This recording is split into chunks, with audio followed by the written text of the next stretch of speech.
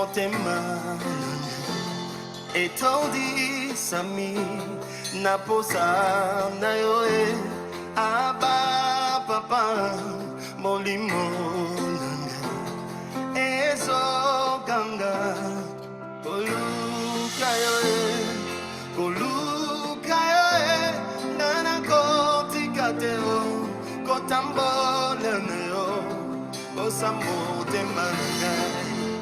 Bien-aimés, nous voulons rendre grâce au Seigneur qui a permis ces moments pour qu'ensemble nous puissions encore continuer l'enseignement que nous sommes en train de donner de sa part pour l'édification de son Église et particulièrement des chrétiens que nous sommes. Notre grand thème, nous savons que c'est le cœur de l'homme. Nous avons dit qu'on ne peut que servir Dieu par notre cœur. Parce que Dieu, lui, il sonde les cœurs. Il ne voit pas l'apparence des hommes. Il ne voit pas tout ce que nous pouvons dire, mais Dieu voit les motivations qui viennent du fond de notre cœur et qui manifestent tout ce que nous faisons extérieurement. Et nous sommes en train de développer le sujet sur l'amour. Nous avons dit qu'il est impossible de servir le Seigneur sans amour. C'est impossible. Parce que c'est sur base de l'amour que nous pouvons le servir. Et nous avons lu beaucoup de passages bibliques pour comprendre quelle est la pensée de Dieu concernant l'amour. Quand nous parlons de l'amour, nous ne parlons pas de l'amour selon les hommes. Pour Dieu, l'amour, c'est une vie. Et nous avons aussi dit que si aujourd'hui nous sommes sauvés, nous sommes devenus des chrétiens, c'est parce que l'amour est la base de tout. La parole nous dit que Dieu a tant aimé. Vous voyez le commencement du salut. Si Dieu n'avait pas tant aimé l'humanité, Christ ne devait pas mourir sur la croix. Donc c'est l'amour qui est même la base de notre salut. C'est ainsi que le Seigneur veut que tous ceux qui se réclament de lui, ceux qui ont pris l'engagement d'être des chrétiens, doivent le servir sur la base de l'amour. Même la foi que nous confessons ne peut qu'agir par l'amour. Nous avons lu le livre de Galates, chapitre 5, verset 6, dont la parole de Dieu nous enseigne que être circoncis ou incirconcis n'a pas de la valeur devant le Seigneur, mais c'est la foi qui agit par l'amour. Donc nous comprenons que l'amour doit être au centre de tout. Et le Seigneur nous a enseigné l'amour selon lui, afin que nous puissions aimer, non comme nous voulons, mais comme Dieu le veut.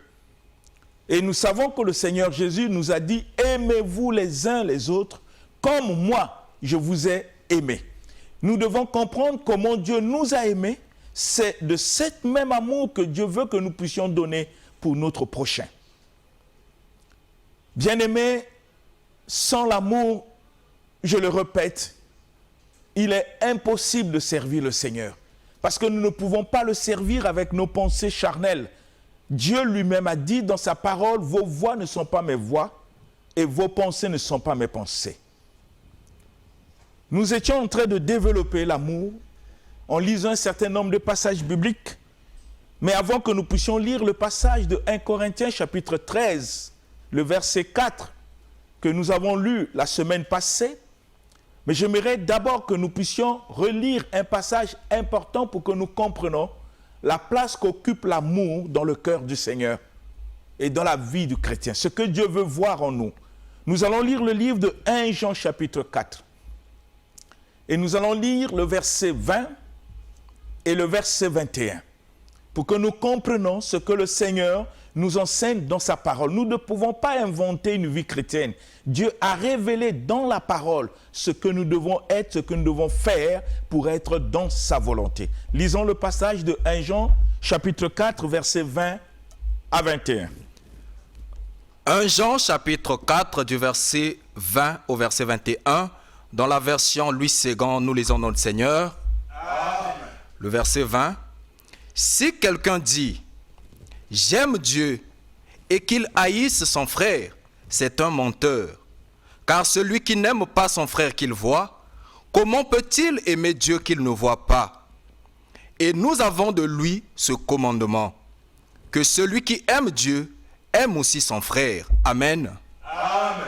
Bien-aimés, nous avons lu dans ce passage et nous avons compris ce qu'est la volonté du Seigneur.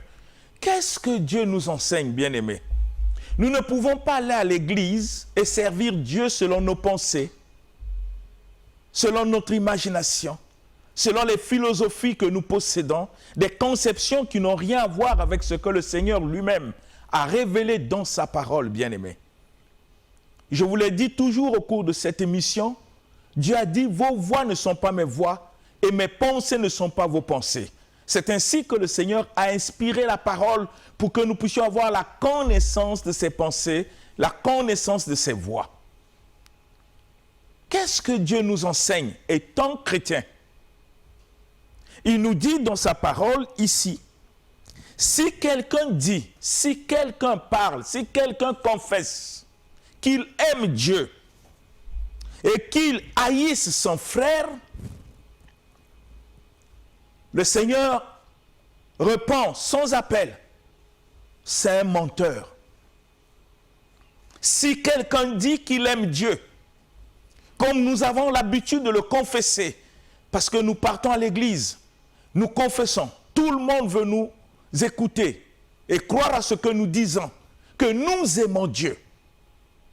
Mais ce Dieu auquel nous prétendons aimer, nous révèle dans sa parole, si tu penses m'aimer et que tu as de la haine contre ton frère, tu es un menteur. Et nous savons combien de nous, des chrétiens, nous mentons au nom de Dieu. On prétend aimer Dieu, mais dans notre cœur, nous n'avons pas l'amour pour nos prochains. Le Seigneur dit, si c'est ça l'état de notre cœur, devant lui, nous sommes que des menteurs. Et je veux que tu puisses penser à ta vie spirituelle. Quand tu confesses que tu aimes Dieu, est-ce que dans ton cœur, tu aimes aussi ton prochain? Quelle que soit la personne qui t'a fait du mal, quelle que soit la personne qui parle mal de toi, qui salit ton nom, le Seigneur nous enseignait dans sa parole, je vous ai dit ici, dans le livre de Matthieu, que aimez vos ennemis. Quand on parle du prochain, on ne parle pas seulement de ceux qui te font tout le temps du bien. Non, on parle même de ceux qui te haïssent, ceux qui ne te portent pas dans leur cœur. Tu dois les aimer. Ça, c'est la loi de Dieu. C'est la volonté du Seigneur. Si nous voulons servir Dieu, nous sommes tenus nous-mêmes, au fond de notre cœur, si nous sommes prêts à mettre en pratique tout ce que le Seigneur nous recommande. Mais si nous sommes incapables de faire ce que Dieu nous recommande, parce que quelqu'un nous a blessés, parce qu'il a parlé mal de nous, parce qu'il ne nous aime pas, et que nous aussi, à notre tour, nous ne l'aimons pas, mais ce n'est pas la peine de suivre Dieu. Parce que devant Dieu, nous sommes que des menteurs. Dit le Seigneur dans sa parole. Dire à quelqu'un que tu aimes Dieu, ça ne suffit pas. La preuve que tu aimes Dieu, c'est quand tu sais aimer ton prochain. C'est ce que le Seigneur dit. Si tu ne sais pas aimer ton prochain et que tu dis aux gens que tu aimes Dieu, Dieu te traite de menteur. C'est ce que l'Écriture nous enseigne. Je ne peux pas dire aux gens que j'aime Dieu et que dans mon cœur, j'ai des conflits avec des personnes. Il y a des gens que je ne porte pas et des gens que je ne peux pas voir. Et je prétends dire aimer Dieu. Ce Dieu lui-même dit faire cela, c'est être un menteur. Et nous savons dans nos églises combien de nous mentons au nom de Dieu. Parce que Dieu, lui, ne voit pas l'apparence des discours qui sortent de notre bouche. Le Seigneur voit l'état de notre cœur. Ce qui est au fond de notre cœur. Est-ce que nous aimons nos frères, nos sœurs, nos collègues du travail? Est-ce que nous aimons les membres de nos familles, quel que soit leur caractère, leur comportement? Est-ce que dans le quartier auquel nous vivons, nous aimons ces personnes qui sont tout autour de nous?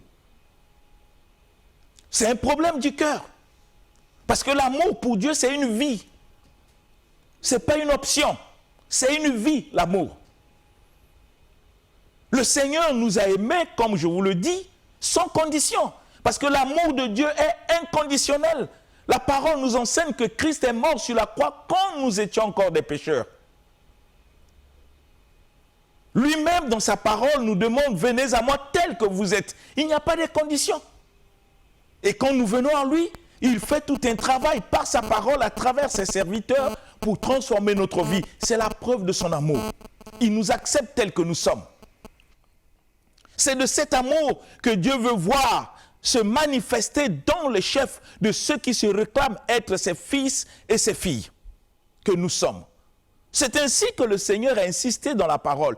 Dire que tu aimes Dieu et que dans ton cœur tu as de la haine contre des personnes, Dieu te traite de menteur. C'est ainsi que le passage qui suit, le Seigneur dit, si tu as de la haine contre ton frère, tu es un menteur. Et il pose la question, car comment celui qui n'aime pas son frère qu'il voit. Voyez comment Dieu nous enseigne, dit, comment celui qui ne sait pas aimer son frère qu'il voit peut prétendre aimer Dieu qui ne voit pas. Dieu se pose la question, comment? Ça se passe comment? Si tu ne sais pas aimer celui que tu vois, or celui que tu vois, c'est une créature de Dieu.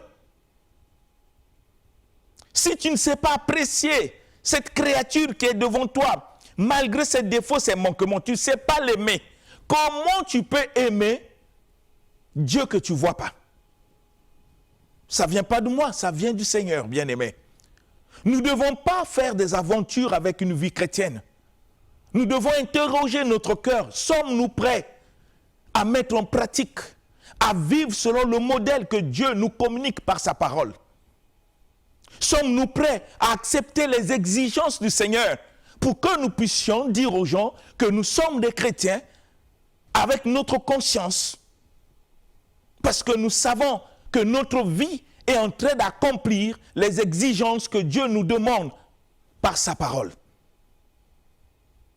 Je ne peux pas dire que j'aime Dieu si dans mon cœur je sais qu'il y a des gens que je ne porte pas. Je ne peux pas me présenter devant Dieu comme un menteur, dire de ma bouche que je l'aime et qu'au fond de mon cœur, il y a des gens que je ne porte pas. Que ce soit des frères et sœurs de l'église, des collègues du travail, les membres de ma famille, quel que soit ce qu'ils ont posé comme acte à mon égard ou à ton égard, quel que soit le manquement qu'ils ont dans leur vie, mais le Seigneur nous exige que si nous voulons l'aimer, nous devons commencer à aimer ceux dont nous voyons. Bien-aimés, nous voulons servir Dieu. Nous cherchons la vie éternelle. Nous attendons l'enlèvement. Mais comment on l'attend si nous ne sommes pas dans sa volonté? Comment? Comment quelqu'un peut prétendre attendre l'enlèvement si dans son cœur il sait qu'il a de la haine contre des personnes auxquelles il ne porte pas, quel que soit ce qu'ils ont pu faire, quel que soit le tort qu'ils ont causé à ta vie? Ce Dieu que tu prétends servir, Jésus-Christ, que tu réclames être ton Seigneur et ton Sauveur, te demande, il dit, moi je vous dis, aimez vos ennemis, priez pour ceux qui vous persécutent, faites du bien à ceux qui vous font du mal. Si je ne suis pas prêt à mettre en pratique ce que j'entends de la part du Seigneur à travers sa parole, comment je peux prétendre dire aux gens que j'aime Dieu?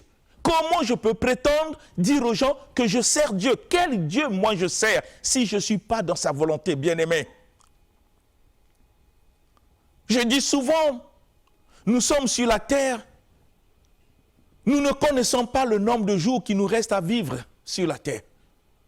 Mais chaque jour que Dieu nous donne la vie, c'est une opportunité de mettre en pratique, de corriger les erreurs qui sont dans notre vie, afin de mettre notre vie en conformité à sa parole. C'est une opportunité, bien-aimée. Nous ne sommes pas plus que ceux qui nous ont défoncés, ceux qui sont morts. Ils ont voulu aussi vivre comme nous. Nous ne méritons pas de vivre, nous n'avons pas fait des efforts pour avoir ce souffle de vie. C'est la grâce du Seigneur. Mais si nous avons pris l'engagement d'être chrétiens, la fierté n'est pas d'aller à l'église seulement. La fierté n'est pas de servir Dieu comme tu veux. La fierté de celui qui sert Dieu, c'est quand il sait que sa vie est conforme à ce que le Seigneur exige dans sa parole. Quand nous sommes capables de mettre en pratique ce que le Seigneur nous demande, comme Dieu lui-même l'a su le dire, ne vous bornez pas à écouter la parole, mais mettez en pratique. Pour que je ne sois pas devant le Seigneur comme un menteur, en confessant son nom, et que dans mon cœur, il y a des personnes que je n'aime pas. Bien-aimés, je veux que nous puissions être sérieux avec nous-mêmes. Ne prenons pas la vie chrétienne comme un jeu. Non, ce n'est pas un jeu, bien-aimé. Jésus-Christ n'est pas venu sur la terre et mourir sur la croix pour faire des jeux avec nous. C'est une question de vie.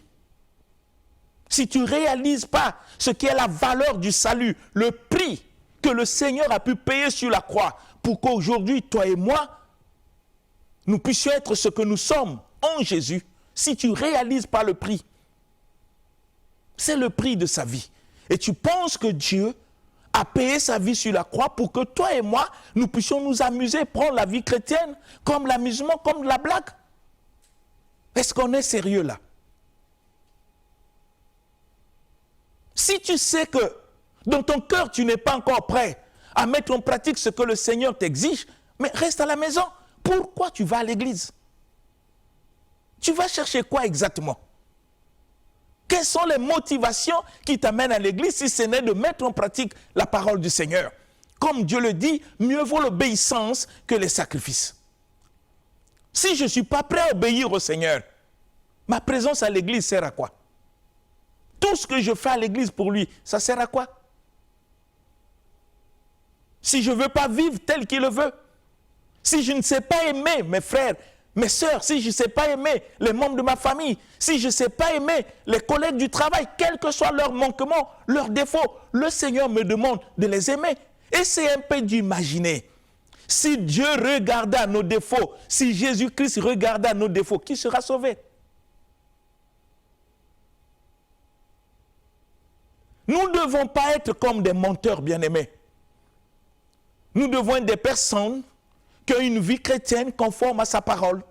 On ne va pas à l'église pour s'amuser, on ne va pas à l'église pour voir des gens qu'on veut voir, on ne va pas à l'église pour chercher le mariage ou se servir de Dieu, des miracles qu'il fait. Non, on va à l'église pour laisser la parole du Seigneur transformer notre vie par l'obéissance que nous avons de cette parole. Parce que notre cœur s'est disposé à mettre en pratique la parole. C'est la raison qui doit nous pousser à aller à l'église. C'est ainsi que le Seigneur lui-même dans sa parole a dit, il faut qu'il y ait une différence entre ceux qui le servent et ceux qui ne le servent pas. Mais la différence, c'est l'amour. L'amour selon Dieu, c'est une vie. Mais l'amour selon le monde est basé sur des intérêts, sur des conditions. Mais l'amour de Dieu est inconditionnel. Parce que si le Seigneur que je sers me pousse à aimer mes ennemis, je n'ai pas de conditions à poser à mes ennemis pour que je puisse les aimer, malgré le tort qu'ils ont fait dans ma vie ou dans ta vie. Mais puisque je veux glorifier le nom du Seigneur, sanctifier le nom de Dieu dans ma vie, et que je vais à l'église pas pour s'amuser, mais pour faire exactement ce que le Seigneur attend de moi, je dois aimer. C'est impératif. Pour un vrai chrétien, je dois aimer. Comme Dieu m'a révélé dans sa parole. C'est ainsi que le Seigneur est en train de définir ce qu'est l'amour, de montrer, si j'ai l'amour, il faut qu'il y ait ces éléments dans ma vie. Je ne peux pas dire que j'ai l'amour, j'aime Dieu, simplement par des pensées, mais il faut que je comprenne qu'est-ce qui montre à suffisance dans ma vie que j'ai l'amour. Le Seigneur le définit dans sa parole pour que nous ne puissions pas nous tromper. Quand je dis aux gens que j'aime, je sais de quoi je parle. Quand tu dis à quelqu'un que tu aimes, tu sais de quoi tu parles. Quand tu dis aux gens que tu aimes Dieu, tu sais de quoi tu parles. Pour que devant Dieu, tu ne sois pas un menteur. L'Église ne peut pas être remplie que des menteurs, des farceurs, des gens qui n'ont pas conscience de l'appel et de la grâce du Seigneur dans leur vie.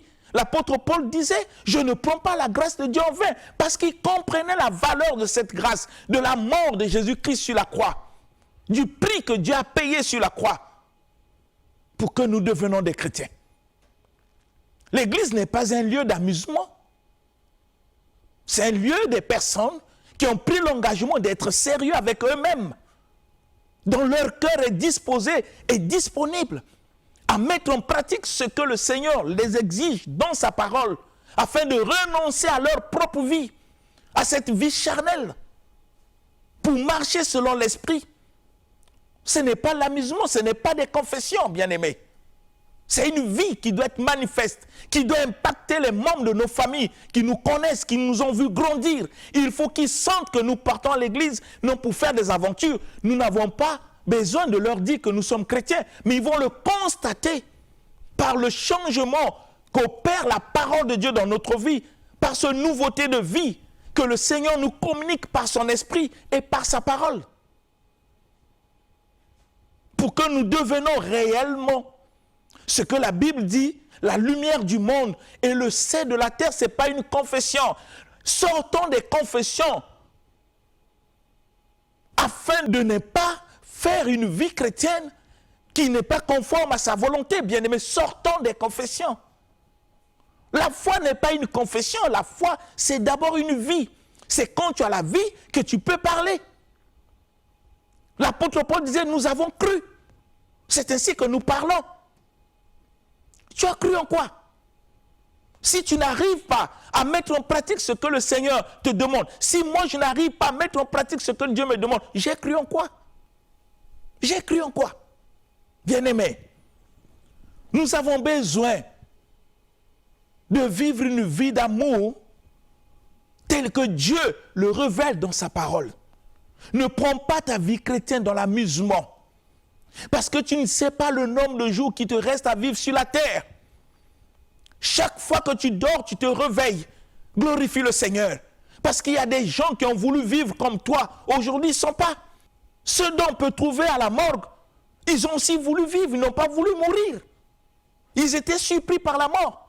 Mais quand tu vois ces phénomènes, pense qu'un jour, tu quitteras aussi cette terre. Mais dans quel état? Dans quelle vie? La vie d'un homme se trouve dans son cœur. Tu peux manifester extérieurement l'hypocrisie, mais Dieu sait ce qui est au fond de ton cœur. Dieu sait qui tu es.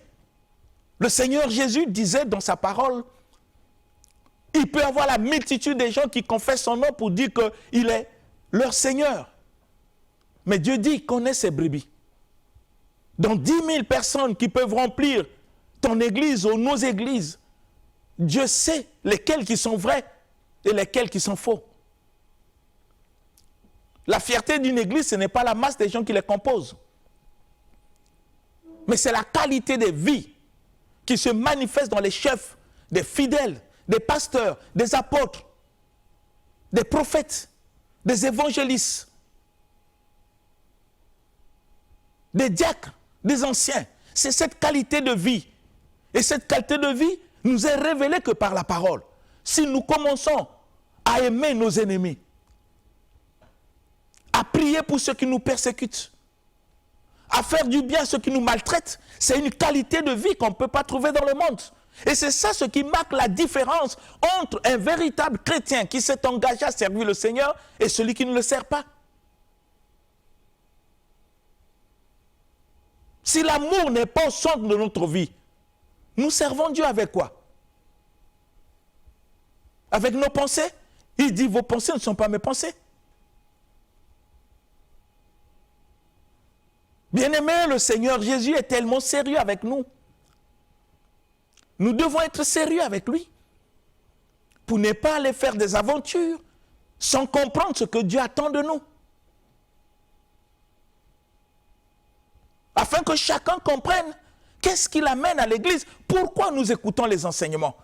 Si notre cœur n'est pas prêt à mettre en pratique ce que Dieu nous enseigne à travers ses serviteurs, pourquoi nous écoutons les enseignements?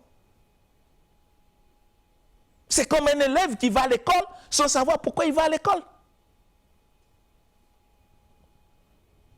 Nous ne pouvons pas servir Dieu, bien-aimé, sans amour. Si l'amour n'est pas dans notre cœur, nous sommes perdus. Nous sommes perdus. Tout ce que nous faisons pour le Seigneur n'est que vanité. Parce que ça n'a pas pour fondement l'amour. Rappelez-vous de Saul de Tarse, qui est devenu Paul. Lui-même, il confesse de sa bouche, il respirait le maître. Il respirait. Et vous savez combien il a persécuté l'Église, quel comportement il avait vis-à-vis des chrétiens.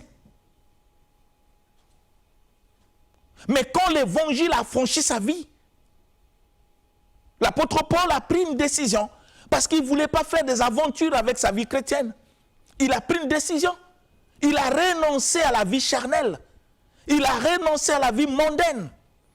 Il a renoncé à ce caractère de meurtre qu'il avait, qu'il possédait. Et il le confesse d'une manière directe. Il dit, j'ai renoncé à tout et je regarde toutes choses comme de la boue à cause de l'excellence de la connaissance de Jésus-Christ, mon Sauveur et Seigneur. C'est ainsi que l'apôtre Paul acceptait le Seigneur, non seulement par sa bouche, mais avec son cœur. Il acceptait de mettre en pratique ce que Dieu lui demande. Il pouvait maintenant dire, après sa conversion au Seigneur, injurier, nous bénissons. Ça, c'est l'enseignement de Jésus. Il dit, ce n'est plus moi qui vis, ce n'est pas une confession, bien-aimé. C'est une vie. Il étale la vie réelle, sa nouvelle vie qu'il a eue dans le Seigneur. C'est ce que nous devons être, bien-aimés. Pour que l'amour de Dieu dans notre cœur soit parfait, que l'amour de Dieu ne soit pas une confession, mais une vie, bien-aimée. Si l'apôtre Paul, qui est né comme toi et moi, a pu le faire, c'est que nous le pouvons. Il a pris des décisions parce qu'il ne voulait pas faire des aventures avec le Seigneur. Il dit, je dois traiter durement mon corps. Il lutte contre lui-même afin que tout ce qui l'ennuie à l'intérieur, l'empêchant à faire ce que Dieu attend de lui, il combat ces choses. Ça prouve le sérieux. Un engagement réel, vrai. Est-ce que c'est ce que nous sommes? Est-ce que c'est ce que nous faisons? Parfois, nous quittons le monde, nous venons à l'église, nous devenons encore pire. On amène toutes ces saletés, ces défauts qu'on avait dans le monde, on l'amène à l'église. Il n'y a pas un changement. Comment ceux qui nous regardent peuvent croire à notre Dieu si nous-mêmes, nous restons les mêmes personnes comme on était dans le monde? Si la parole que nous écoutons n'a pas d'impact dans notre vie, comment les gens peuvent croire à notre Dieu? Si l'amour que le Seigneur nous demande n'existe même pas dans notre cœur, mais nous servons qui, bien-aimés? Parce qu'on ne peut pas servir Dieu sans amour. On ne peut pas.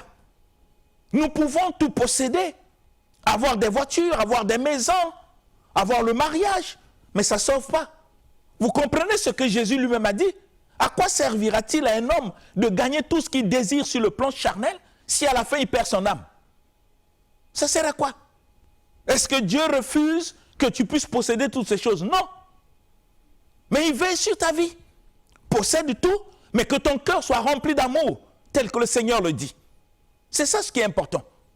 Parce que ce qui va t'amener vers le Seigneur, c'est l'état de ton cœur. Ce n'est pas les biens que tu possèdes. Parfois, on vit dans une confusion.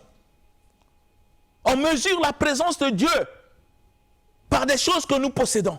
Non, bien-aimé, on ne peut pas faire comme ça. Ce que tu possèdes, tu n'es pas le seul à le voir. Même les païens en ont. Mais ici, Dieu veut que ceux qui le servent puissent le servir avec un amour sincère.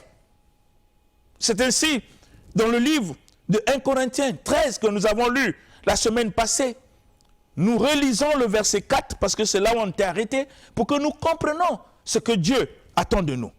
Lisons le livre d'1 Corinthiens chapitre 13, le verset 4. Que dit la parole? 1 Corinthiens chapitre 13, au verset 4, nous lisons notre Seigneur. Amen. L'amour est patient. Il est plein de bonté. L'amour n'est point envieux. L'amour ne se vante point. Il ne s'enfle point d'orgueil. Amen. Amen. Nous voyons comment Dieu, lui, il voit l'amour. Et j'aime Dieu parce qu'il parle. Il nous explique tout. C'est ainsi que la Bible dit que Dieu a inspiré la parole pour 4 raisons. Pour nous enseigner, pour corriger les erreurs, pour nous convaincre de la vérité et pour nous instruire afin que nous soyons propres et accomplis pour toute bonne œuvre. Comment Dieu voit l'amour? Il dit que l'amour est patient. La patience, c'est avoir l'état de cœur qui sait tolérer, qui sait supporter. L'état de cœur qui est constant, persévérant, sans bouder. Parce que notre foi se repose au Seigneur. Nous savons que tout ce qui apparaît comme difficile est possible pour le Seigneur et pour tous ceux qui croient. Un état de cœur qui sait supporter les autres. L'amour est patient. Il faut poser des questions. Est-ce que tu es patient quand il y a des problèmes? Quand il y a des difficultés? Quand il y a des situations? Quel est l'état de ton cœur? Est-ce que ton cœur, est-ce que mon cœur, est-ce que nos cœurs manifestent la patience qui est l'expression même de l'amour que Dieu nous demande? C'est à chacun de voir sa vie. Pour que nous ne puissions pas confesser ce que nous ne sommes pas. Nous ne devons pas chercher à paraître, il faut l'être. Quand tu dis aux gens que tu as l'amour, la question qu'on doit te poser, est-ce que tu es patient? Parce que pour Dieu, l'amour est patient. Tu veux qu'un frère, une sœur de ta famille ou un collègue du travail puisse se convertir. Mais tu constates que chaque fois que tu lui parles d'évangile, il continue à boire, à fumer, à faire n'importe quoi. Quel est l'état de ton cœur vis-à-vis de lui? Est-ce que tu es patient envers lui? Parce que la patience manifeste l'amour véritable. Mais si déjà dans mon cœur, dans ton cœur, on n'est pas patient, comment on peut prétendre aimer Dieu? Parce que pour Dieu, avoir l'amour, c'est être patient. Dieu est patient envers nous. Parce que lui-même, il a amour. La Bible dit que Dieu est amour. S'il a amour, ça veut dire que tous ses enfants le sont aussi. Dieu est patient. La parole nous révèle cela, la patience de Dieu. Dieu ne veut pas que les hommes se garent, il est patient envers tous pour que tous parviennent à la repentance. C'est Dieu. Il est patient. Les gens disent, mais pourquoi le Seigneur ne revient pas? La Bible nous dit, il ne revient pas parce qu'il est patient envers nous. Il veut que tous nous puissions arriver à la repentance. Mais est-ce que toi et moi, nous sommes patients? Quand quelqu'un a un défaut, quelqu'un a des manquements, c'est comme si on veut que la personne change comme nous le pensons. Tant qu'il ne change pas comme nous l'avons arrêté dans notre conscience, ipso facto, il devient notre ennemi. Il devient un homme mauvais. Parce qu'on n'est pas patient envers lui. On n'est pas patient. Si nous manquons de la patience, comment nous pouvons dire que nous avons l'amour? Dans la patience, il y a la tolérance. On sait tolérer les faiblesses des autres, les manquements. Parce qu'on croit à un Dieu qui est capable de changer des vies. Celui que tu trouves mauvais, celui que tu trouves il est inconverti, malgré les qualificatifs que tu donnes, il faut te poser la question. Si Dieu ne t'avait pas aidé pour atteindre ce niveau, peut-être tu seras pire que celui que tu critiques. Parce que ce que nous sommes, bien-aimés, c'est la grâce. Au moment où je suis en train de prêcher la parole, je ne peux pas dire que je suis meilleur. Non, c'est la grâce de Dieu. Si Dieu n'avait pas fait de moi ce que je suis, peut-être je serais plus mauvais que celui qui ne croit pas. Nous vivons par sa grâce. C'est à cause de cela que nous devons être patients. La patience est l'expression même de l'amour que Dieu nous demande. Et en dehors de la patience, la Bible dit que l'amour est plein de bonté. De bonté, la bonté. On sait faire du bien aux autres. On sait chercher aussi les intérêts des autres. On use de bienveillance envers nos frères et sœurs. Ça, c'est la bonté. Dans la bonté, il n'y a pas la jalousie. Mais si nous ne l'avons pas, comment nous pouvons dire aux gens que nous aimons Dieu?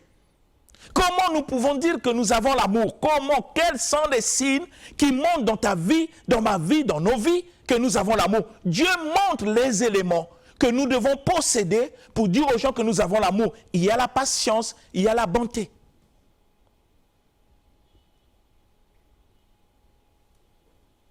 La bonté. On apprécie les autres quand ils évoluent.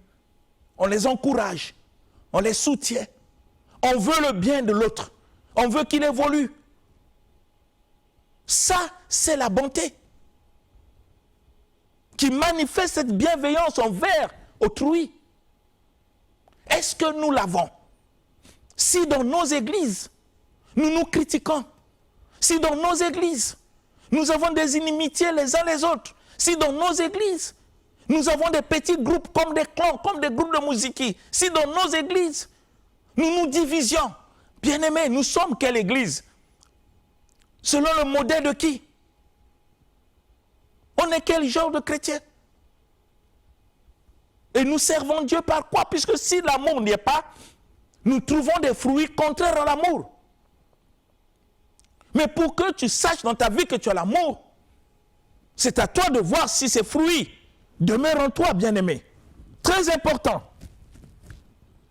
Est-ce que ces fruits demeurent en toi? Est-ce que ces fruits demeurent en moi pour que je puisse dire aux gens que j'ai l'amour tel que Dieu me l'enseigne dans sa parole? Est-ce que je suis patient?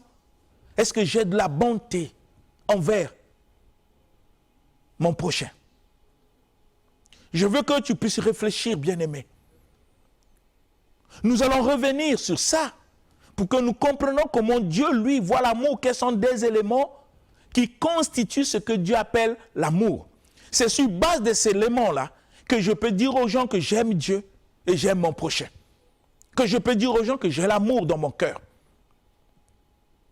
C'est ainsi que Dieu l'a défini dans sa parole.